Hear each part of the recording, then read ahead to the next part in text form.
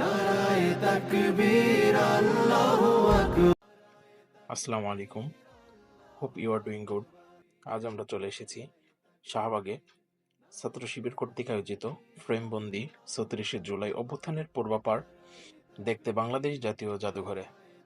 এখানে আসার পর আমি ব্যক্তিগতভাবে খুবই শকড এবং আবেগ আপ্লুত হয়েছি।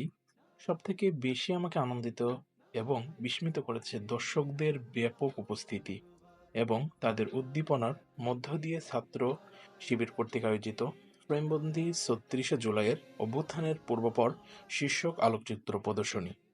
প্রদর্শনীতে ৩৬শে জুলাই আগস্ট অভ্যুত্থানের ইতিহাসের গুরুত্বপূর্ণ অধ্যায়গুলো জীবন্ত করে তোলা হয়েছে, যা ইতিমধ্যে আমরা দেখতে পেয়েছি।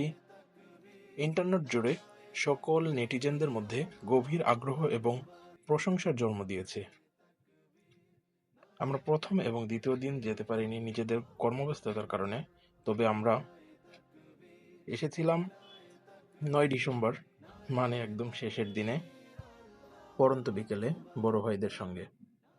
আমার পাশে যাকে দেখতে পাচ্ছেন, যার কথা না বললেই নয়, তিনি আমার কাজিনের কলিগ প্লাস আমার বাসার বড় ভাই।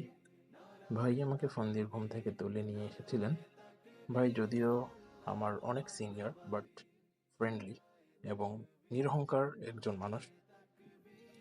প্রদর্শনী স্থানে উপস্থিত হয়েছিলেন বিভিন্ন রাজনৈতিক সামাজিক সংগঠনের নেতৃবৃন্দ এবং প্রচুর পরিমাণে সাধারণ মানুষ।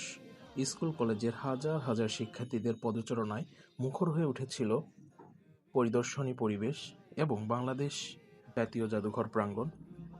শেষের দিনে পরিদর্শন স্থানটি সন্ধ্যা ৭টা পর্যন্ত উন্মুক্ত হওয়ার কারণে সকলে দলে দলে পরিদর্শন করেন।